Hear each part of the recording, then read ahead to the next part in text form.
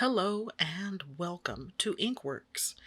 In this arting session, I used my glass-tip pen to draw on hot-pressed watercolor paper.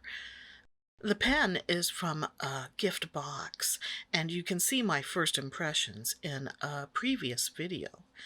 A link to that will be down in the description, as well as links to the tools and materials I used here. So I'd been writing with it in my junk journals, but I was curious if it would be good for drawing, sketching, and doodling. Firstly, I laid down some watercolor for an abstract background. For the drawing portion, I wanted to use the purple ink, one of 4 colors that came with the pen, and that's why I went with this color scheme. Although I'd intended to make the pink and purple washes lighter than how they turned out. A miscalculation on my part. Like when I accidentally pour out too much shampoo. Say, screw it and just deal with the resultant mound of froth. All of my life, it was drummed into my head that you should only use a dime-sized dollop. A dime? Seriously? Do they know how hard it is to limit the flow to a quarter at best? Maybe I just have super runny shampoo, but it's not like I'm going to shove it back into the bottle, so super suds it is. And don't get me started on the whole rinse and repeat thing. First, they want you to be so sparing that lather is practically non-existent. Then they want you to fritter it away, if desired. Maybe I desired to use a sufficient amount of shampoo to begin with. Ugh, where's my tea? The inks that came with my glass pen are all shimmery, so I gave the bottle a gentle back and forth roll to reincorporate the shimmer particles. Gentle roll, violent agitation, either or. I understand excessive shaking can cause air bubbles to form, but I was impatient. The bottle includes a rubber stopper that works great at preventing leakage, but I've yet to figure out a way to remove it without staining myself. The alternative, relying on just the metal cap, is even messier. As this ink is not waterproof, the stains disappear within hours, so no big deal. But that's why I did the watercolor first, so the ink wouldn't get smeared. Thanks to producer Mike, I'm well stocked on tissues in the studio.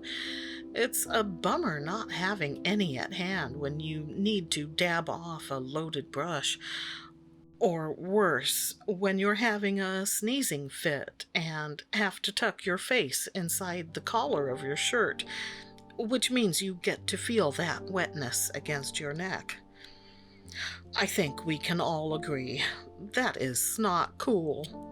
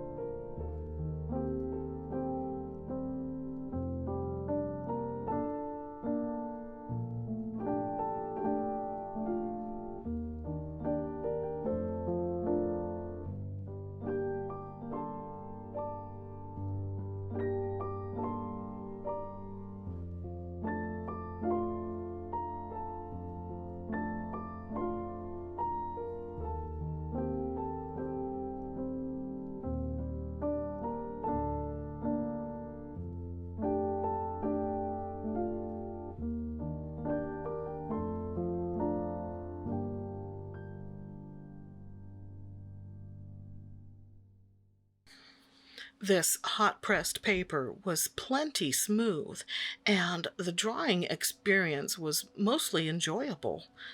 The pen didn't catch on the surface, but the pen tip itself isn't entirely smooth, so there was a mild scratching sound and sensation of friction.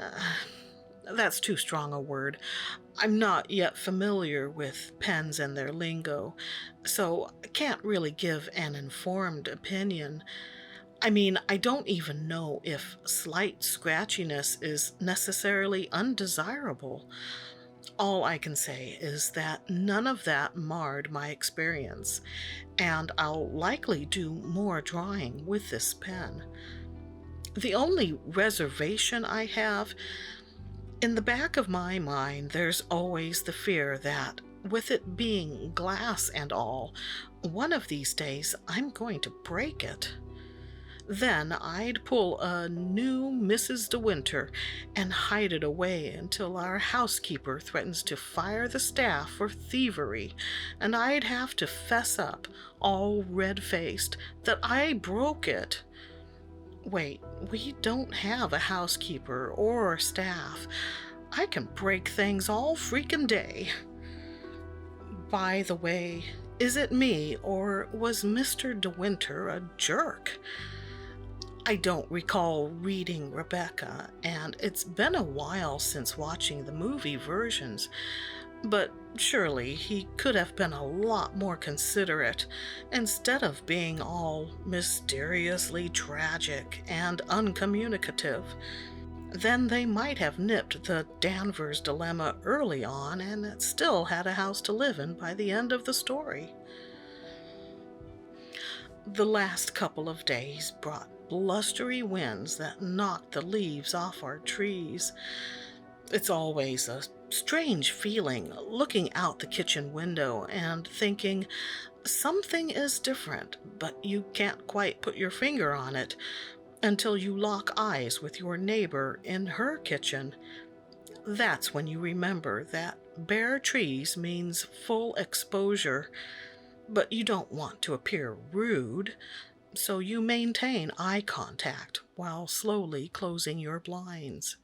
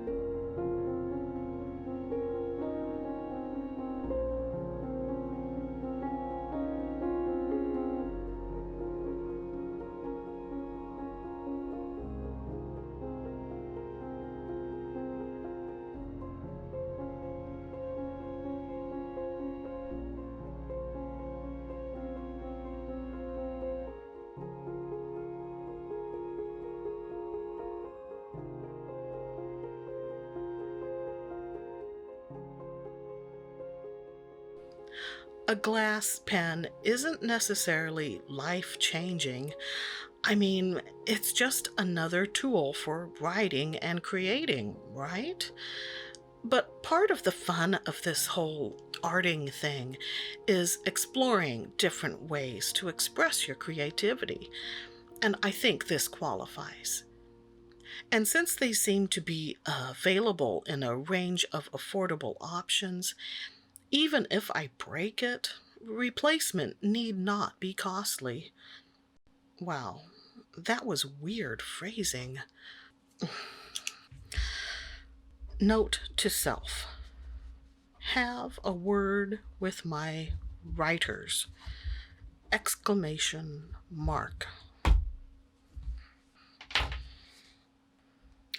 Colored pencils weren't part of the initial plan, but I'm glad I added them to the mix.